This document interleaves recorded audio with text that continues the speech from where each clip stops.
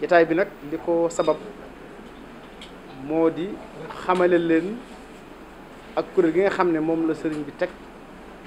ngir ñu jàppale comité d'organisation bi ci tawat yi nga xamante ne bii su màggal Tuubaa ñëwee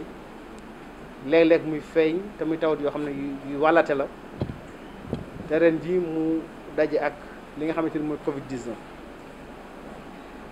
mu indi contexte boo xam ne day contexte bu xaw a doy waar ndax day tawat yu yéeme joo xam ne ni muy wàllaate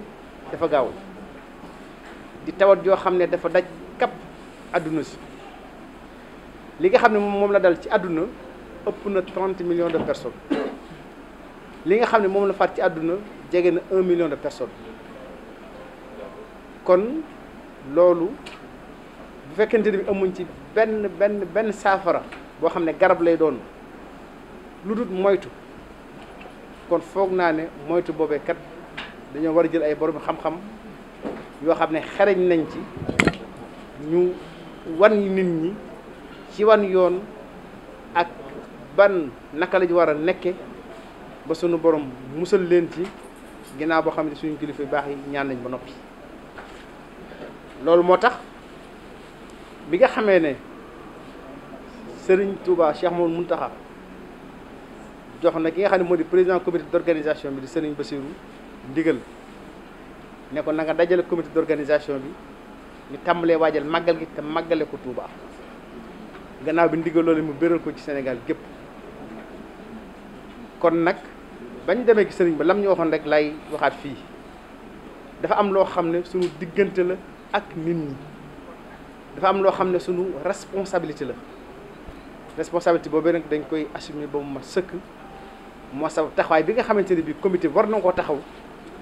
da koy taxaw ci wetu taalibe yi taxaw ko ci wetu soppe yi taxaw ko ci wetu xarit yi taxaw ko ci wetu réew mépp ngir ànd ak ñoom ngir xeex jàngoro ji ba nga xam ne màggal gi au lieu que jàngoro ji sax di far nekk menace day nekk occasion boo xam ne dañ ci profité xeexaale ko ba far ko génn réew mi te loolu mën naa nekk ndax képp koo xam ne gis nga fan yii jéego yi nga xam ne sëq nañ ko ci njiital sëriñ bi ginnaaw boo xamee ne def na ci mbas mi loo xamante ne bii kenn defu ko ci kenn ku ne gis na mbas mi li nga xam ne noonu lay wàññi ko ci biir réew mi te bu ñu wéyee am taxawaay bii nga xam ne moom la ñu am tey jii yàlla mën nañu suturaal ba mën nañu àgg ci màggal ga mbas mi dana gën a wàññeeku danañu màggal ci jàmm te ba màggal gi jàllee incha allah rabbi kenn du dégg dara ba mbas mi jeex takk ci Sénégal gépp loolu moo tax kuréel gi nekk kuréel goo xam ne kuréel gu am importance la ci biir comité d'organisation bi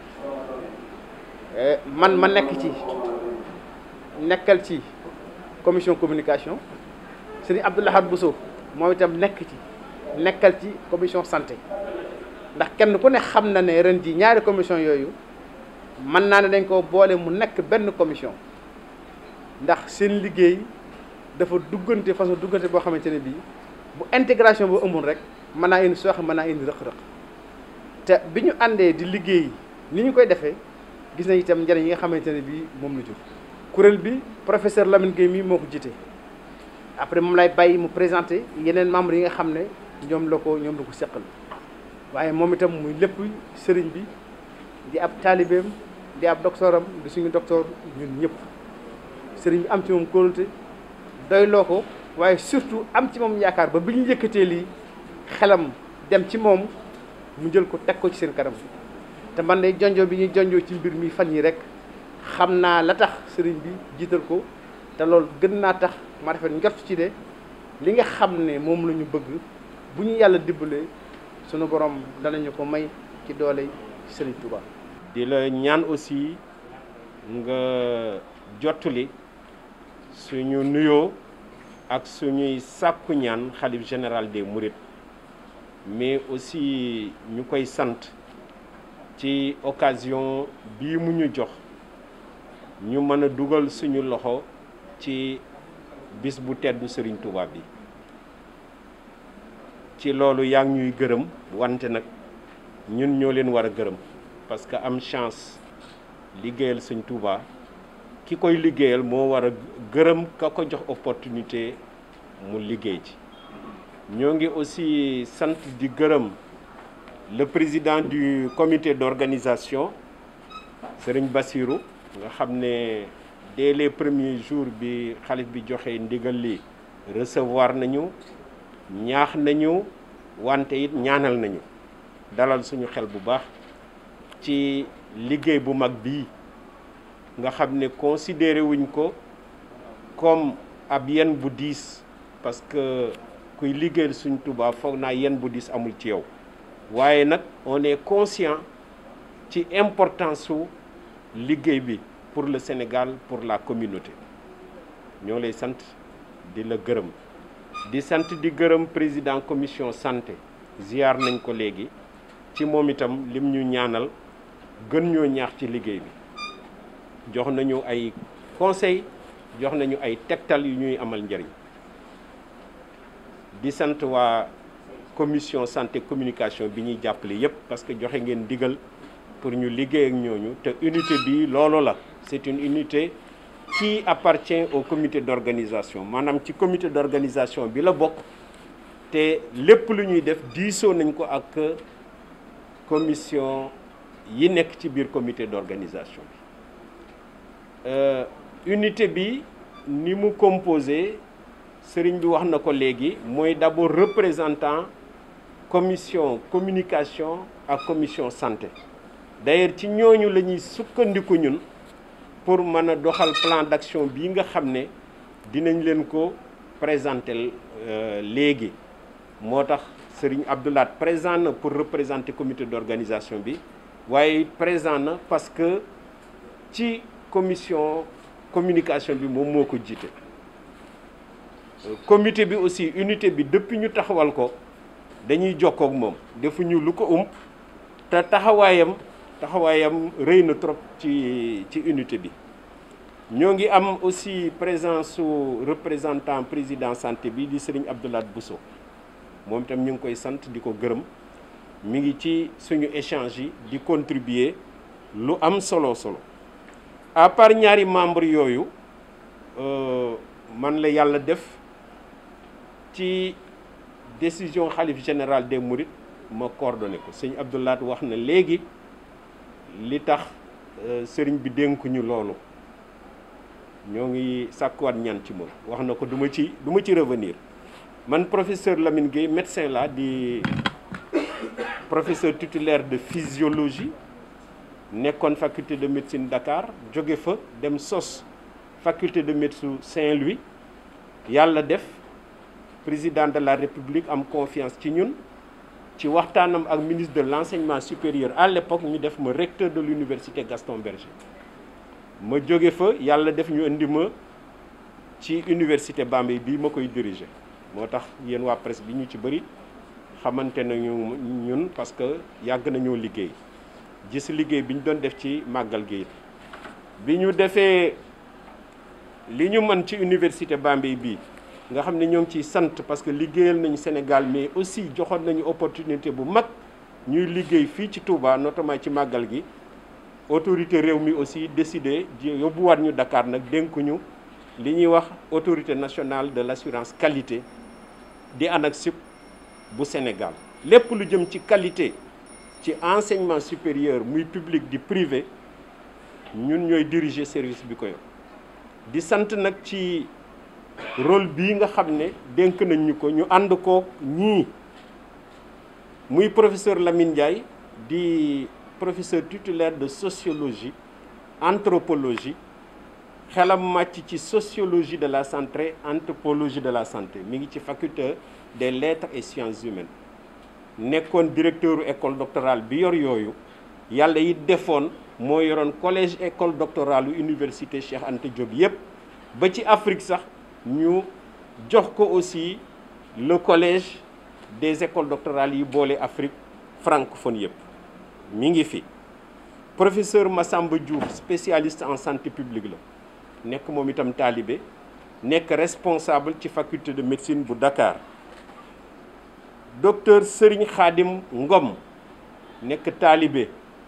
yor ay responsabilité yu mag ci yenn association yi nekk nag Bordeaux foofu lay liggéey aussi bien dans le public que dans le privé teewul waaye wóor na ma ne mi ngi ñuy suivre par le réseau internet. Docteur Serigne Alioune Mbacké mi ngi fi teew moom moo nekk médecin chef adjoint bu district Richard Toll. Docteur Abdoulaye Saré nga xam ne li tax mu nekk fi mooy représenter Touba assistance médicale ngeen war ko xam nekk talibé di diriger loolu di liggéey fii ci Touba it ci centre de santé bii ñuy jàkkaarlool muy centre de santé Daaru Marnaan ñooñu ñooy membre yi te daanaka ñoom ñëpp teew nañ fi tey. léegi mission bi rek lay tënk avant ñuy dugg ci détail plan d'action bi mission yi comme ni ko tur yi waxee alerte et prévention la maanaam suñu rôle c'est stratégique te loolu c'est important ngeen comprendre ko c'est stratégique maanaam dañuy xool voies et moyens yi gën pour fekk askan wi fagaru ci feebar yi sëriñ bi wax na ko. pandémie bee xew fi mu ne ñu koy wax Covid mais li tax ñu jóg du pandémie bi rek pandémie bu ci yàlla àndee ak ñaan yeeg effort yi gouvernement bi def sénégalais yi def ko bu soobee yàlla wàññeeku na bu baax te yaakaar nañ ne léegi mu jóge fi waaye màggal gi lu yàlla di def dans l'histoire coïncide na ak épidémie yu bëri te ñii nekk ci commission bi aussi ci unité bi ku ci nekk yàgg nga liggéey ak ci màggal gi donc xam nga ay problème mu santé problème mu épidémie yi mën a am ci biir Sénégal taseeg màggal gi màggal enjeu sanitaire da cee am loolu moo tax sëriñ bi ñuy sant li mu taxawal unité bi nga xam ne ça s'inscrit dans la durée maanaam du pour ren rek loolu moom lu jar a comprendre la Covid bi rek taxul mu jóg ren nag Covid bi ci suñu principale mission la bokk mais de manière générale les problèmes de santé en particulier les épidémies moom moo tax unité bi taxaw alerte mooy lan ñuy analyser tout le système ba pare di alerter ku ñu war a alerter évidemment dañuy sukkandiku ci ñi nga xam ne ñoom la yàlla dénk wérgu yaram gi muy ministère de la santé lëkkaloog ñoom pour liggéey loolu lu am solo la lu may insister lépp lu ñuy def dañ ciy diisoog district Touba lépp lu ñuy def dañ ciy diisoo ak médecin chef de région lépp lu ñuy def dañ ciy diisoo ak ministère de la santé pour def la gën alerte bi donc dina adressé wu ci ñoonu dina adressé ci kilifa Touba yi dina adressé ci population parce que population bi di ko alerter ci yenn yi am na solo leneen lu mooy prévention lépp luy ay mesures yu ñu war a jël wala ay comportement yu ñu war a am ngir fekk fagaru ci feebar yi en particulier ci Covid bi loolu aussi ñun dañ koy recenser liggéey ci ak autorité Touba yi liggéey ci ak autorité sanitaire publique yi pour ak association yi pour mu mën a taxaw li ñuy liggéey mooy fédérer donc les forces ba pare xool la meilleure stratégie pour aar képp kuy màggal si ak ñooñu ñu fiy fekk bu ñu màggal see voilà sëñ bi loolu laa ci bëggoon a wax comme en introduction muy composition bi di mission yi léegi nag ñu bàyyee kàddu gi professeur Massamba Diouf mu dugg ci détail yu plan d'action bi moom itam de manière synthétique la ko bëgg a def jërëjëf ñoo ngi woo nag un appel à la presse parce que kuy wax alerte prévention xam ngeen yéen ne la principale composante communication sensibilisation la donc ñoo ngi leen di woo pour ngeen gën a liggéey ak ñun ni ngeen di nekk ci biir commission communication pour que liggéey bi egg ak jàmm ba ñu passé màggal geeg jàmm